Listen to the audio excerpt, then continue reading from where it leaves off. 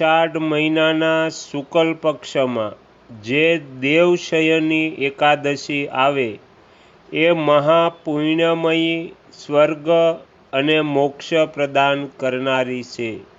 તો દેવશયની એકાદશીની વ્રતકથા આપણે સાંભળીશું. યુધિષ્ઠિર પૂછે છે, ભગવાન, અષાઢના શુક્લ પક્ષ એટલે સુદમાં કઈ એકાદશી હોય છે? એનું નામ અને વિધિ શું છે એ બતાવવાની કૃપા કરો. ભગવાન શ્રી કૃષ્ણ કહે છે, રાજન, અષાઢ શુક્લ પક્ષ સુદની એકાદશીનું નામ દેવશયની અથવા દેવપોઢી એકાદશી છે. હું એનું વર્ણન કરું છું. એ મહાપુણ્યમયી, સ્વર્ગ અને મોક્ષ પ્રદાન કરનારી, બધા પાપોને હરનારી તથા ઉત્તમ વ્રત છે. અષાઢ શુક્લ પક્ષ સુદમાં દેવપોઢી એકાદશીના દિવસે જેમણે કમળના પુષ્પથી કમળલોચન ભગવાન વિષ્ણુનું પૂજન તથા એકાદશીનું ઉત્તમ વ્રત કર્યું છે, એમણે ત્રણેય લોકો અને ત્રણેય સનાતન દેવતાઓનું પૂજન કરી લીધું.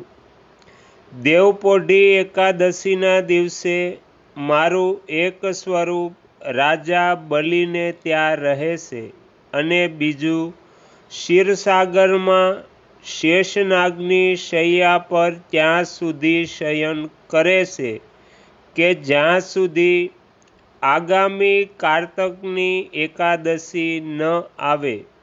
આથી અષાઢ શુક્લ એકાદશીથી માંડી કારતક શુક્લ એકાદશી સુધી મનુષ્યએ વિશેષ રૂપે ધર્મનું આચરણ કરવું જોઈએ.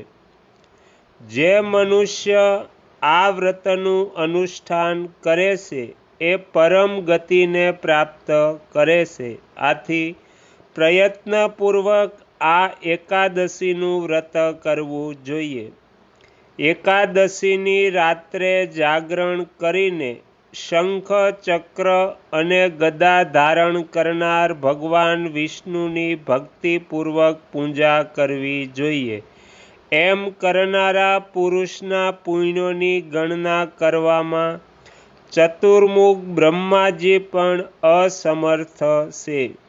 રાજન, જેઓ આ રીતે ભોગ અને મોક્ષ પ્રદાન કરનારા સર્વ પાપહારી એકાદશીના ઉત્તમ વ્રતનું પાલન કરે છે, એ જાતિનો ચંડાળ હોય તો પણ સંસારમાં સદાય મારું પ્રિય કરનારો છે. જે મનુષ્ય દીપદાન, ખાખરાના પાન એટલે પતરાળા ઉપર ભોજન તથા વ્રત કરતા ચોમાસું વ્યતીત કરે છે, તેઓ મારા પ્રિય છે. ચોમાસામાં ભગવાન વિષ્ણુ યોગ નિંદ્રામાં શયન કરે છે. આથી મનુષ્યએ ભૂમિ પર શયન કરવું જોઈએ. રાજન, એકાદશીના વ્રતથી મનુષ્ય બધા જ પાપોથી મુક્ત થઈ જાય છે. આથી સદાય એનું વ્રત કરવું જોઈએ. તો આ હતી દેવશયની એકાદશી વ્રતકથા. તમે તમારો કિંમતી સમય આપી એકાગ્ર ચિત્તે પ્રસન્નતાપૂર્વક આ દેવશયની એકાદશી વ્રતકથા સાંભળી એ બદલ હું આપ સૌનો ખૂબ ખૂબ આભાર વ્યક્ત કરું છું અને આશા પણ રાખું છું કે તમને સાંભળવી ગમી હશે. જો ગમી હોય તો બીજા 5 લોકોને પણ સંભળાવજો.